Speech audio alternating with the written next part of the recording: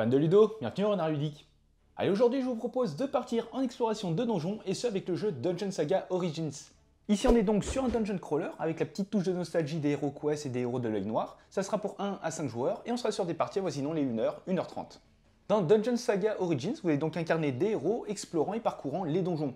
Vous allez bien sûr combattre des monstres, devoir looter tout en répondant aux objectifs de votre quête. Et si vous le souhaitez, l'un d'entre vous va pouvoir jouer le rôle de maître du jeu, veillant ainsi à ce que les autres joueurs ne sortent jamais des couloirs sans fin du donjon.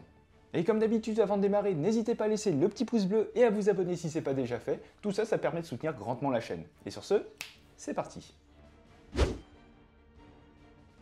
Pour ce qui est de la mise en place, vous allez chacun récupérer un héros en prenant sa carte, sa figurine et un champ de réanimation.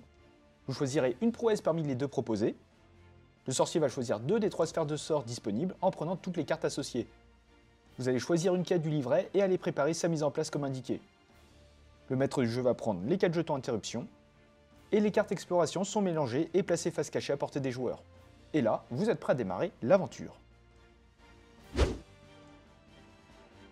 Dans une partie de Dungeon Saga Origins, votre objectif en tant qu'héros est de répondre aux objectifs de la quête choisie. Cela peut être trouver certains objets, tuer un monstre bien spécifique, etc. Et en tant que maître du jeu, vous devrez faire en sorte de mettre KO tous les aventuriers.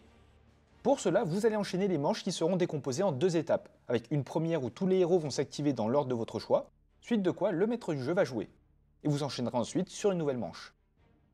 Mais avant d'aller plus loin dans les règles, regardons plus en détail les cartes des héros et des monstres.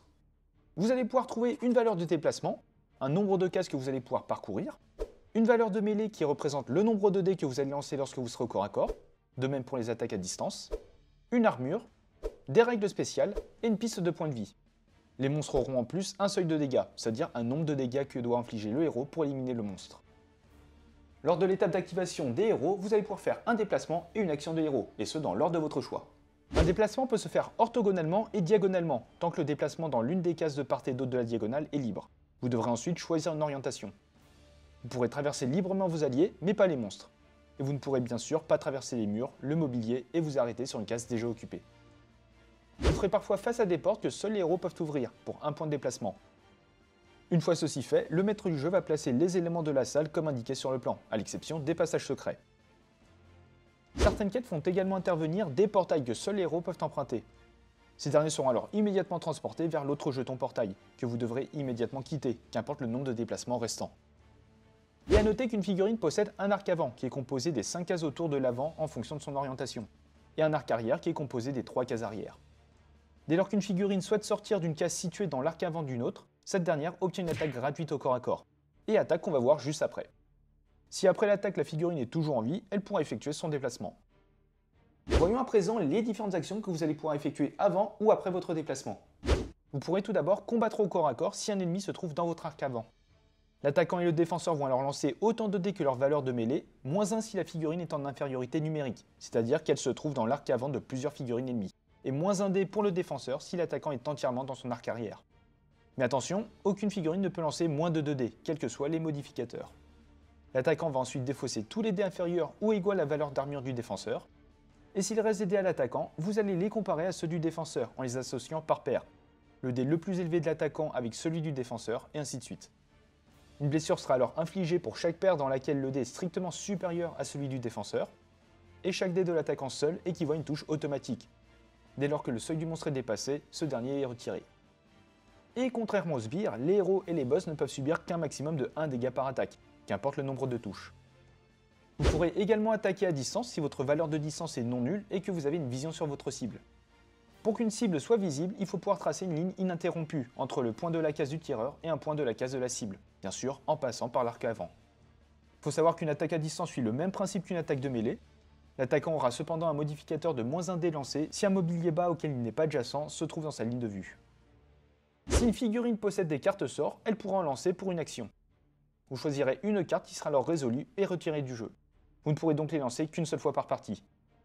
La carte sort décrit le nombre de dés à lancer par l'attaquant et le défenseur pourra utiliser sa valeur de mêlée pour se défendre. Chaque héros possède une prouesse unique qui ne peut être utilisée qu'une seule fois dans la partie. En tant qu'action de héros, vous résoudrez les effets de la carte avant de la défausser. Autre action possible avec l'exploration. Si aucun ennemi ne se trouve dans votre salle et que vous n'avez pas de champ de vision sur une créature dans un corridor, le maître du jeu va révéler l'éventuel passage secret dans la pièce, ou bien le corridor exploré. Dans ce cas, un dé est lancé.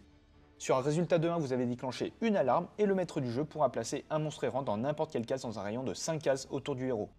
Un autre dé est ensuite lancé, et sur un 5 ou plus, un monstre supplémentaire du même type est placé. Si aucun passage secret n'est révélé, les héros sont à la recherche de trésors, et vous prendrez la première carte du paquet exploration. Si une salle contient un coffre, vous pourrez piocher 2 cartes du paquet au lieu d'une. Attention, les héros ne peuvent piocher des cartes exploration qu'une seule fois par salle. Avant-dernière action avec la réanimation. Si un héros se retrouve à 0 sur sa piste de santé pour la première fois, il est épuisé. Il ne pourra plus se déplacer et devra dépenser sa prochaine action pour se réanimer, en dépensant son jeton. La figurine récupère tous ses points de vie et son tour est terminé. Le jeton sera alors transmis au maître du jeu face retournée sur le côté interruption. Et si jamais un héros retombe à 0 et qu'il n'a plus de jeton de réanimation, c'est la fin de l'aventure pour lui. Enfin, dernière action, vous pourrez échanger une carte exploration ou un équipement à un autre héros adjacent. Et à condition que vous ne soyez pas adjacent à un ennemi. Une fois que tous les héros se sont activés, c'est au tour du maître du jeu de jouer. Il pourra alors activer tout ou partie de ses monstres. Pour chacun d'eux, il pourra les déplacer et effectuer une attaque, que ce soit au corps à corps, à distance ou en utilisant la magie. Il faut savoir qu'il a la possibilité d'interrompre un tour entre 2 héros en activant l'un de ses monstres. Pour ça, il va utiliser et défausser l'un de ses jetons interruption. Et à noter qu'il ne peut en utiliser que 2 par manche. Et au cours de votre aventure, vous allez parfois tomber sur des pièges. Ces jetons indiquent à l'aide d'une flèche toutes les cases concernées par le piège. Lorsqu'un héros se déplace sur l'une de ces cases, vous allez retourner le jeton. Si sur l'autre face un piège est révélé, le piège est déclenché. Et si c'est un orphelin, rien ne se passe. Et vous pourrez parfois tomber sur des pièges surprises lors d'une exploration. Alors cela est soit géré par le maître du jeu grâce à son livret de quête, ou bien avec le paquet exploration. Dans tous les cas, vous allez lancer un dé pour déterminer le type de piège. Les effets du piège sont immédiatement résolus, puis le piège est retiré de la partie. Vous devrez également de temps en temps faire face à de grosses créatures. Elles auront un arc avant composé de 8 cases devant elles et sur le côté, et un arc arrière avec les 4 cases derrière. Elles ne pourront se déplacer qu'en ligne droite vers l'avant, en diagonale vers l'avant ou en ligne droite en arrière. Elles devront dépenser un point de mouvement pour changer d'orientation et pivoter d'un quart de tour. Si elles souhaitent passer une porte, elle doit pouvoir terminer son déplacement derrière. Et durant un combat, elles sont tout le temps considérées en supériorité numérique. Et vous allez ainsi enchaîner les manches jusqu'à ce que les héros parviennent à remplir les conditions de la quête. Et dans ce cas-là, ça sera une victoire pour eux. Et au contraire, si le maître du jeu arrive à mettre tous les héros KO, c'est une victoire pour le maître du jeu. Alors je ne vais pas vraiment m'y attarder, mais vous avez également la possibilité de gagner des points d'expérience que vous allez pouvoir dépenser post-aventure. Vous pourrez ainsi débloquer de nouveaux talents, de nouvelles cartes. Et vous avez également la possibilité de voir un marchand pour récupérer du meilleur stuff. Et on se retrouve pour quelques tours de jeu, je vais justement en profiter pour vous présenter le maître du jeu automatisé, qui va vous permettre de jouer à la fois en coopération et en solo.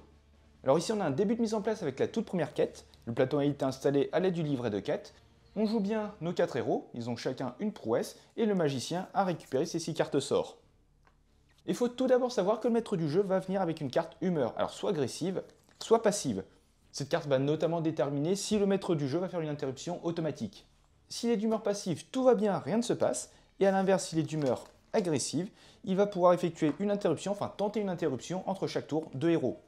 De base, au début de chaque tour, enfin de chaque manche, il va commencer avec une humeur passive. Et on va pouvoir retourner cette carte de diverses façons. Déjà lorsqu'on va ouvrir une porte ou bien lorsqu'on va déclencher un piège. Et enfin lorsqu'on tente d'attaquer un ennemi et qu'on n'arrive pas à le tuer sur le coup. Dans tous ces cas-là, on va retourner la carte humeur sur la face agressive. Et encore une fois, à ce moment-là, il va tenter des interruptions entre chaque tour de héros. Et à l'inverse, lorsqu'il est agressif, on va pouvoir retourner cette carte au début de chaque manche, ou bien si lors d'une interruption, le maître arrive à infliger un dégât à un héros. Et sans plus attendre, on va démarrer les quelques tours. Donc on commence bien sur la phase passive, et c'est au tour des héros de jeu, on va pouvoir les activer dans l'ordre de notre choix.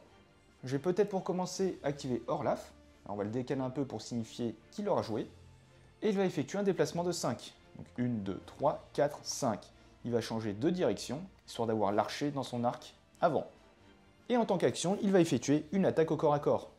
Orlaf va lancer 5 dés.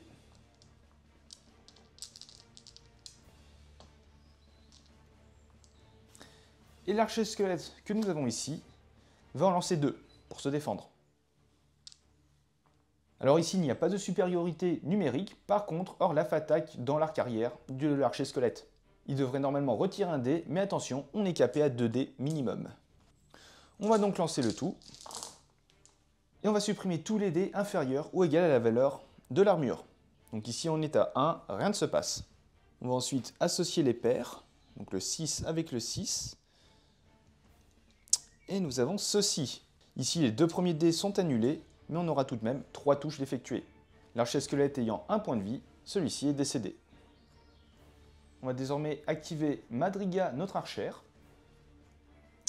qui va pouvoir se déplacer de 6 cases. Donc 1, 2, 3, 4, 5 et 6. Elle va se réorienter afin d'avoir dans son arc avant l'archer-squelette, et elle va effectuer une attaque à distance. Elle va donc pouvoir lancer 4 dés, contre 2 toujours pour l'archer-squelette. Ici, on va retirer ce dé-là, et on va pouvoir effectuer les paires. Encore une fois, les deux premiers dés sont annulés, et il reste tout de même une touche, ce qui est suffisant pour éliminer l'archer-squelette. Ensuite, on va décider d'activer notre magicien, qui va se déplacer de 5 cases. 1, 2, 3, 4, 5. Et il va décider de faire une exploration. Étant donné qu'il n'y a pas de passage secret, il va révéler la première carte, qui est donc une potion de guérison. Enfin, c'est au nain de s'activer et va se déplacer de 4 cases. 1, 2, 3, 4. Étant donné qu'on ne peut effectuer qu'une seule exploration par zone, il va décider de terminer son tour. C'est ensuite au tour du maître du jeu, et ici on arrive à un cas de figure assez intéressant. Dès lors qu'il n'y a plus de monstres sur le plateau, il va devoir poser un marqueur de réapparition sur une case adjacente au héros le plus faible. Et ici on va décider de le placer ici. Le maître du jeu a terminé et on va entamer un nouveau tour. Ici c'est le magicien qui va commencer par s'activer.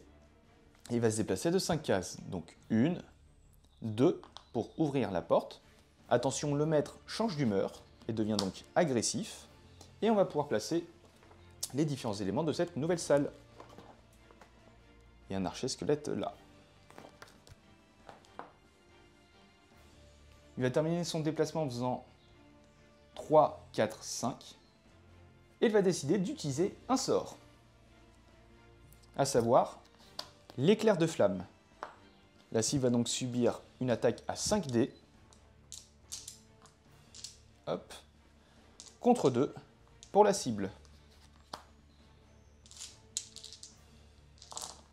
Ici, on défausse les dés de valeur 1.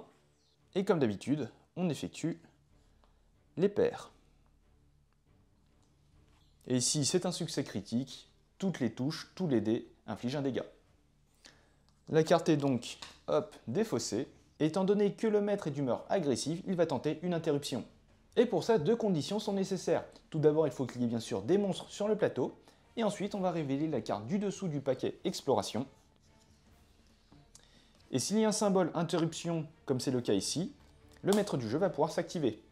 Il va donc dépenser un jeton et il va activer son archer-squelette. Pour ça, on va regarder son comportement, qui est décérébré. On va récupérer donc la carte associée. Et cette carte va indiquer justement son comportement. Et ici, il va attaquer la cible la plus proche. Et vous avez également ici toutes les réactions qu'il va effectuer en fonction de son positionnement sur le plateau. Ici, il est donc en vue du magicien et à portée. Il va donc lancer 3 dés. Le magicien, quant à lui, va lancer 2 dés. Encore une fois, on va retirer les dés correspondant à l'armure, qui est de 1, sauf que l'archer-squelette possède une petite capacité, qui est justement de relancer tous les dés de valeur 1. Enfin, tous les dés rectification, l'un de ces dés. On va donc assigner les paires. Encore une fois, on annule les 2 premiers dés, il reste donc un dé à l'attaquant. Danor va se voir infliger une blessure. Étant donné que grâce à une interruption, il a réussi à blesser un héros, il retourne d'humeur passive. Donc voilà, vous allez ainsi alterner et enchaîner les activations des héros et le tour du maître du jeu, jusqu'à arriver à une condition de fin de partie.